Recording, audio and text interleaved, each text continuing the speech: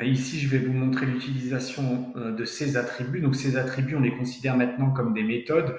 Pourquoi? Parce que ça a été codé en fonction. Je le sais que ça a été codé en fonction parce qu'il y a des parenthèses alors qu'il n'y en avait pas, il y en avait pas pour, par exemple, pi.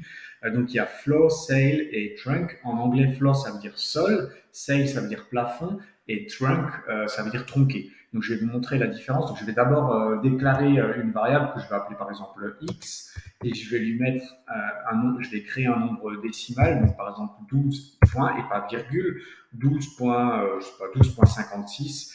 Voilà. Si je fais ça et que je l'exécute, il va pas me montrer la valeur de x.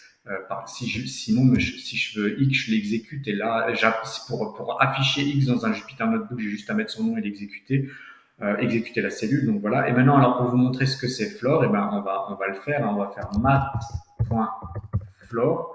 Et à l'intérieur, on va lui mettre un nombre décimal. Donc là, par exemple, celui que j'aurais pu écrire le nombre décimal, ça va fonctionner. Il va me sortir 12, ou alors une variable qui a été déclarée en amont. Donc c'est ce que j'ai fait ici. Hein. J'ai déclaré que x était 12,56. Donc à l'intérieur, soit vous mettez directement un nombre décimal, ou soit vous mettez une variable qui est rattachée à un nombre décimal, donc qui a été assigné. Donc là, en l'occurrence, j'ai déjà assigné x. Donc je vais faire ça. Et qu'est-ce qu'il me fait? Donc il me fait un floor. Donc il va en floor, ça veut dire le sol en anglais. En gros, qu'est-ce qu'il fait? Eh ben, si c'est 12,56, il va aller au nombre entier le plus bas, juste avant. Donc le nombre entier avant 12,56, c'est 12 et il va me sortir 12. Voilà un petit peu l'idée. Et save, c'est plafond. Eh ben, il va faire l'opération, on va dire, opposée. Il va aller me sortir le nombre entier juste après. Donc si j'exécute save de x, et ben on va sortir à 13. Et trunk, en fait, il va m'enlever les virgules.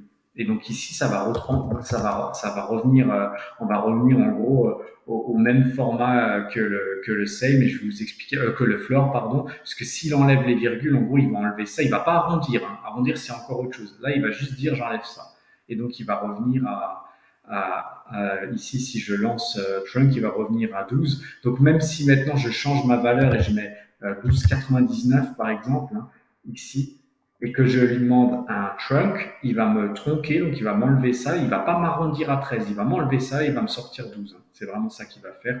Et donc, si vous ne comprenez pas la différence, l'utilité de trunk, ben, je vais vous montrer avec un nombre négatif, et là vous allez, donc c'est un nombre décimal négatif, et là vous allez comprendre. Donc, je vais réassigner mon x, donc mon x maintenant c'est un nombre négatif à virgule. Si maintenant je lui appelle la fonction floor, donc pour aller à la valeur la plus basse, floor de x, je vais l'exécuter. Qu'est-ce qu'il me sort? Il me sort moins 13. Pourquoi? Bah parce qu'en fait, le nombre entier plus petit, le plus petit à partir de moins 12,99, bah c'est moins 13, puisque dans les nombres négatifs, on va dans l'autre sens, vous comprenez l'idée. Et donc, si je lui demande euh, sale, à ce moment-là, je vais aller au plafond, donc au nombre entier supérieur, et donc ça va être ici moins 12.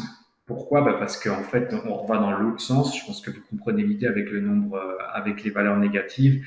Et donc, trunk, ici, si je lui fais un trunk de moins 12, eh ben, je vais l'exécuter. Et qu'est-ce qu'il fait? En fait, il me sort moins 12, il va juste me tronquer ça. Et donc, en gros, si vous voulez, si vous avez un nombre positif, pour faire simple, hein, si vous avez un nombre positif décimal, trunk et floor vont vous générer la même chose. Par contre, si c'est un nombre négatif décimal, à ce moment-là, trunk aura le même comportement que save. C'est facile à comprendre, hein, puisque les nombres négatifs deviennent négatifs. En fait, c'est zéro, on va dire la symétrie. Et ensuite, quand vous partez en positif avec un nombre entier, plus vous montez dans les nombres, plus vous allez haut. Et à l'inverse des nombres négatifs, plus vous montez dans les nombres, plus vous allez bas. Je pense que vous comprenez l'idée. Donc c'est pour ça qu'il y a trois méthodes différentes. Et je pense que maintenant vous voyez un peu à quoi peut servir Trunk. Et vous l'avez exactement de la même façon avec NumPy. Donc si je prends NumPy NP, je peux lui appeler Floor. Je peux lui appeler, voilà, je peux lui appeler Floor ici. Et j'aurais pu faire la même chose pour Sail. Et pour Trunk, ça marche de la même manière avec NumPy.